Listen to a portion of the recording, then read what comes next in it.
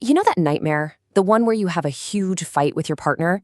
It feels like the most modern problem in the world, right? Well, what if I told you that same exact anxiety might have been keeping our caveman ancestors up at night? Today, we're diving into whether prehistoric relationships were just as dramatic as ours. All right, so to really get into this, we have to first figure out what was actually stressing our ancestors out in the first place. I mean, it sounds like a joke, doesn't it? Did cavemen seriously have nightmares about cavewomen? But behind that kind of funny question is a really serious one about the nature of human connection. Were matters of the heart keeping them up at night, just like us? And here's a surprise. Most researchers think the answer is probably yes. Turns out relationship anxiety is definitely not a modern invention. But of course, it's not quite that simple. And this is the key. This is where we have to completely reframe how we think about this. To understand their nightmares, we have to swap out our modern worries for theirs, because they were living in a fundamentally different and way more dangerous world. So what even is a nightmare, really? It's not just your brain replaying a bad day at the office. No. At its very core, it's an ancient survival mechanism. You can almost think of a nightmare as your brain's original virtual reality headset. It's basically threat simulation software. It's a tool our minds use to process fear and stress about real survival threats. And that's a universal human thing. And this really gets to the heart of it.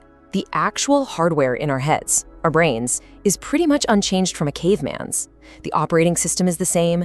The only thing that's different is the software we're running on it, The daily data, the worries we're constantly feeding into the system. So what kind of anxieties were actually fueling those prehistoric nightmares? The difference between their world and our modern one is, well, it's fascinating. Just look at this comparison. We stress out about missing a deadline at work. They stressed out about being hunted by a predator. We worry about bombing a presentation. They worried about getting kicked out of the group, which back then was basically a death sentence. The stakes were just on a completely different level. But here is where it all circles back to our original question. That fear of social conflict, of losing your place in the group, that's where relationship drama becomes a genuine survival threat. It all boils down to this really simple, kind of brutal logic. You absolutely needed the group to survive, for protection, for finding food, for everything. So anything that threatened your connection to that group, like a huge fight with your partner, wasn't just drama. It was a direct threat to your life. And with that in mind, it's really not a stretch at all to think that their brains, during that nightly threat simulation we called dreaming, would absolutely process social anxieties through nightmares. Anxieties about things like jealousy, rejection, arguments. These are timeless human emotions. For them, jealousy could mean losing a mate and your social standing. Rejection could mean being totally ostracized.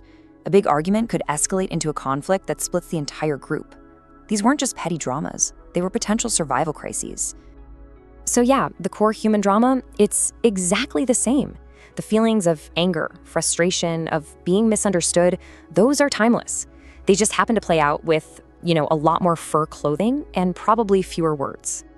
So what this really tells us is that the anxieties that fuel our modern social nightmares, that fear of loneliness, of rejection, of conflict, they are truly ancient. They've been a fundamental part of the human experience since the very, very beginning. So I'll leave you with this to think about. The next time you have a stress dream about work or your friends or your love life, take a second. Ask yourself, what ancient hardwired survival instinct is my brain really tapping into right now? It's a pretty fascinating way to understand ourselves. Thanks for tuning in.